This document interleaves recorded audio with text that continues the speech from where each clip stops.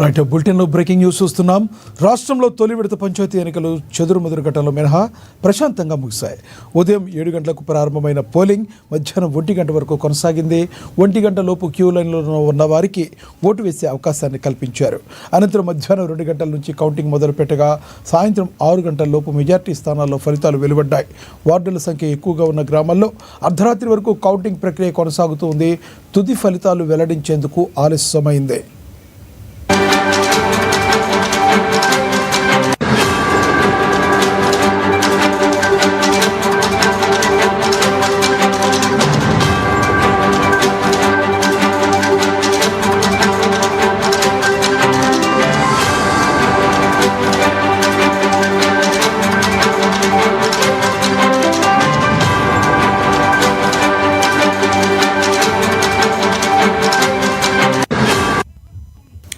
అయితే తొలి విడత గ్రామ పంచాయతీ ఎన్నికల్లో కాంగ్రెస్ పార్టీ బలపరిచిన అభ్యర్థులు సత్తా చాటారు.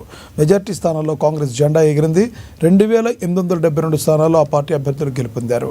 మరోవైపు పల్లెపూర్ను ప్రతిష్టాత్మకంగా తీసుకున్నామని చెప్పిన బీఆర్ఎస్ బీజేపీ అగ్రనేతలకు షాక్ అయితే తగిలింది. మొదటి విడత పంచాయతీ ఎన్నికల్లో బీఆర్ఎస్ అభ్యర్థులు బలపరిచిన అభ్యర్థులు 1160 స్థానాల్లో మాత్రమే విజయం సాధించారు. ఇక బీజేపీ పరిస్థితి దారుణంగా ఉంది. ఆ పార్టీ అభ్యర్థులు కేవలం 195 స్థానాల్లో గెలుపొందారు. ఇండిపెండెంట్గా బరిలోకి దిగిన అభ్యర్థులు 460 స్థానాల్లో విజయం సాధించారు. రాష్ట్ర వ్యాప్తంగా పోలింగ్ కేంద్రాల వద్ద కౌంటింగ్ సమయంలో ఎలాంటి అవాంఛనీయ సంఘటనలు జరగకుండా కట్టుదిట్టమైన పోలీసు బందోబస్తును ఏర్పాటు చేశారు. విద్యోత్సవ ర్యాలీలకు అనుమతి లేదని అంతకుముందే బీజేపీ శివధర్ రెడ్డి ప్రకటించిన విషయం తెలిసిందే. కాగా రాష్ట్ర వ్యాప్తంగా మొదటి దశ పంచాయతీ ఎన్నికల్లో మొత్తంగా 3834 సర్పంచ్, 27600కు పైగా వార్డులకు ఎన్నికలు నిన్నటితో ముగిశాయి. ఇదే విషయానికి సంబంధించి మరింత సమాచారాన్ని అందించడానికి మా ప్రతినిధి హరీష్ ఫోన్ ద్వారా అందుబాటులో ఉన్నారు. హరీష్, చెప్పండి, మరి నిన్నటి జరిగిన ఎలక్షన్స్ ఏ రకంగా చూడాలి? కాంగ్రెస్ పార్టీ తన సత్తా చాటాన్ని ఎలా చూడాలంటారు? తెలంగాణలో జరిగిన మొదటి ఎన్నికలకు సంబంధించి కూడా కాంగ్రెస్ మద్దతుదారులు ప్రజలను సృష్టించారని చెప్పొచ్చు. ప్రధానంగా కాంగ్రెస్ బలపరిచిన అభ్యర్థులకు సంబంధించి కూడా అత్యధిక సంఖ్యలో సర్పంచ్ స్థానాలకు సంబంధించి కూడా కైవసం చేసుకున్నారు.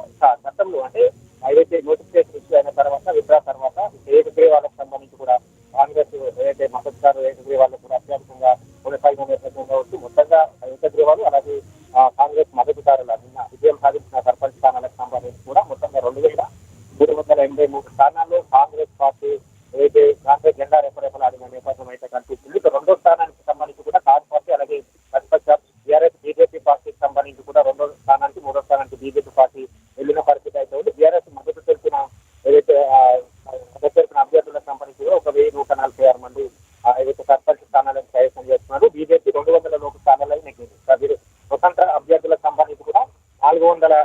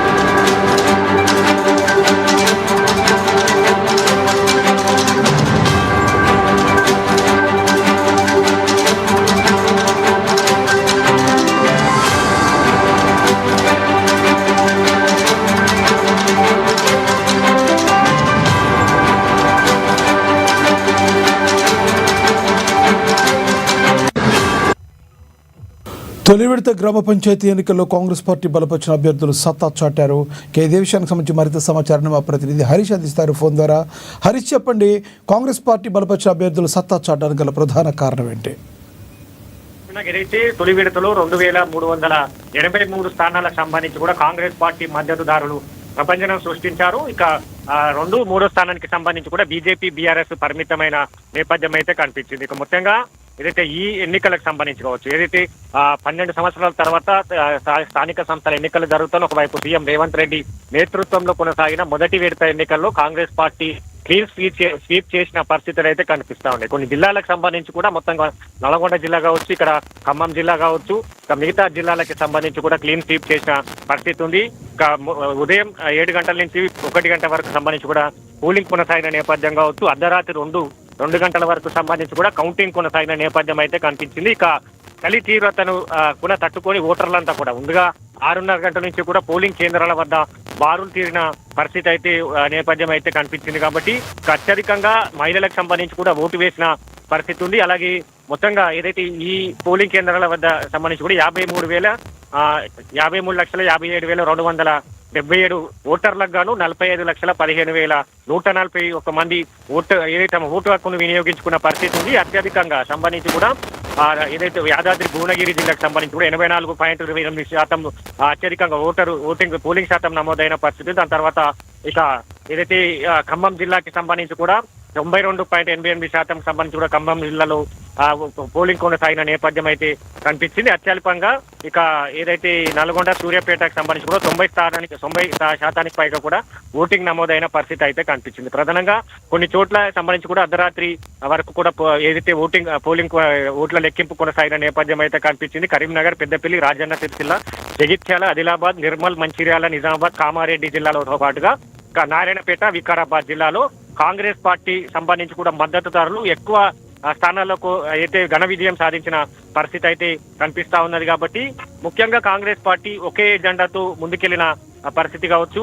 ఎందుకంటే 2 ఏళ్ల కాంగ్రెస్ ప్రభుత్వం సంబంధించి కూడా సంక్షేమ పథకాలే కాంగ్రెస్ మద్దతుదారులను విజయం సాధించే దిశగా తీసుకెళ్లినట్టుగా కూడా స్పష్టమవుతున్న నేపథ్యం అయితే కనిపిస్తా ఉంది. ప్రధానంగా గ్రామీణ ప్రాంతంలో జరిగే ఓటింగ్ కాబట్టి ఇక 2 ఏళ్లలో కాంగ్రెస్ ప్రభుత్వం ఇచ్చిన సంక్షేమ పథకాలు కావచ్చు, రైతులకు ఇచ్చిన ఏదైతే రైతు రుణమాఫీ, అలాగే మిగతా మద్దతు ధర, అలాగే సన్నవడ్లకు 500 బోనస్ తో పాటుగా ఇక గృహ సబ్సిడీకి సంబంధించి 200 యూనిట్ల వరకు గృహ సబ్సిడీ, ఇక ముఖ్యంగా చెప్పాలంటే రేషన్ కార్డులకు సంబంధించి సన్న బియ్యం పంపిణీకి సంబంధించి, అలాగే వడ్డీ లేని రుణాలు, మహిళలను ఈ పథకాలే ఏదైతే ఓటింగ్ ను తమ ఓటు హక్కును వినియోగించుకునేందుకు కాంగ్రెస్ మద్దతుదారునికి ఓటును ఏదైతే వాళ్ళ ఓటింగ్ తమ ఓటు వేసేందుకు ఈ పథకాలే క్రియాశీలకంగా మహిళా ఓటర్లను కదిలించాయన్నట్టుగా కూడా తెలుస్తా ఉన్నాయి.